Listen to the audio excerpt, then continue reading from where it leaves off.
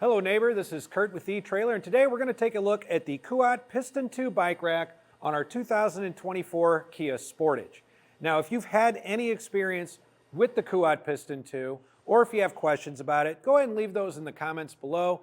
We'd love to use those to help our other neighbors make the best decisions for themselves. Now the Kuat Piston 2 is an excellent bike rack in that it's very easy to use.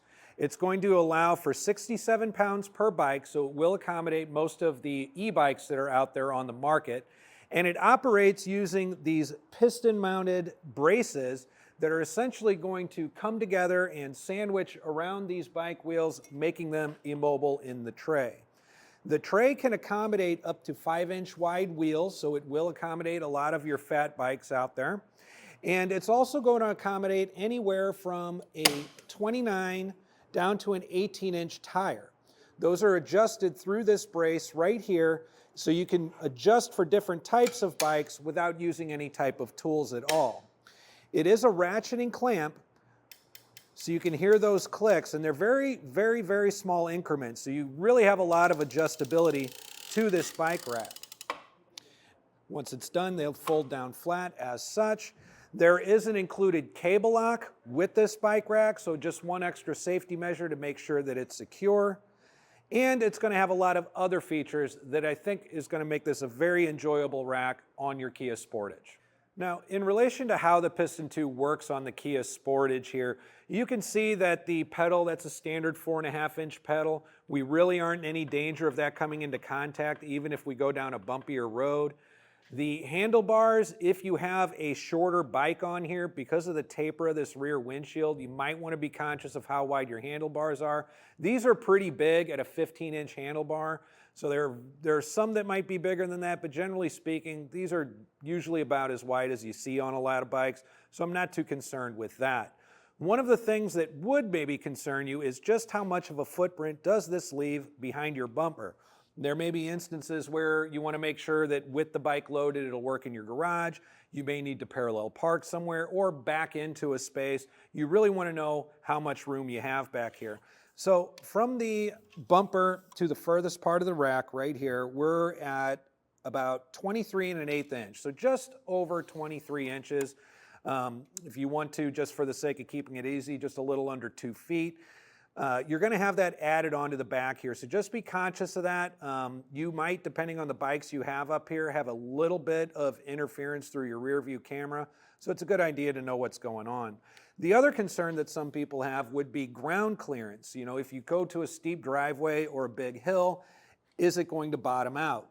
At the furthest point away from the bumper, we're at 20.5 inches, so that wouldn't really be a concern of mine. And even the shank back here, we've got sitting at almost 12 inches. So that's actually a decent amount of ground clearance here. I'm not really concerned with this bottoming out anywhere.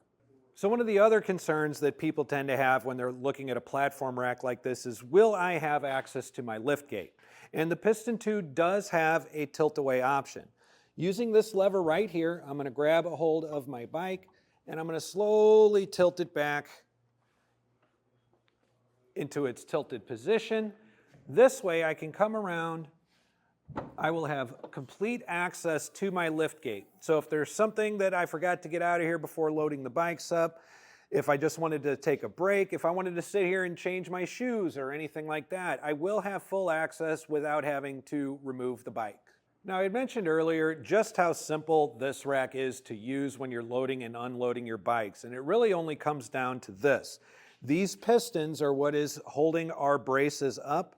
There's a tab on each of these pistons, so I'm going to come over here to my rear wheel. We always want to make sure that we have one completely on to keep the bike upright while we loosen the other. So we're going to come right over here. We're going to pop that piston. It's going to release our bike just simply one-handed. If we have a bigger wheel like we do right now, you can come over and depress the button again, and it'll actually clear all the way down like so. Now, we had mentioned earlier the ground clearance of this is a bit over 20 inches. So if you have one of those heavier e-bikes, that may seem like a lot to be lifting up and down. There is a ramp available for this bike rack through etrailer.com if that's something you feel like you need to have. And now we're going to come over and release this other piston. and now our bike is completely free to be removed from the rack and head out on the trail. Now, what do we do when we're driving our Sportage and we don't have a bike on the rack? Well, we're going to simply put our braces here back into their stowed position. We'll hold that tab down and just bring it all the way down until it locks into place. If you don't hear the ratcheting, it's not going to lock down. So make sure you're listening for those clicks as we're coming down, just like that. Now, to put it in the stowed position, we're going to use the same lever that we used to put the tilt away. We're just going to simply lift up on the rack instead of letting it fall. So we'll depress our lever, put it up into the stowed position until it clicks, and now we're in our stowed away position. In this position, we are cutting down the footprint behind our vehicle by a little more than 50%, and we're really not getting any blockage back here of the taillights. However, our license plate and our rear view camera here are going to be blocked, so that is something to keep in consideration. Overall, I think the Kuat Piston 2 is an excellent choice for the Sportage for a few reasons. One, I do like with the Sportage how it keeps it a little lower to the ground, so with those heavier e-bikes it'll work well for you. And two, the footprint it leaves behind the vehicle is actually very minimal.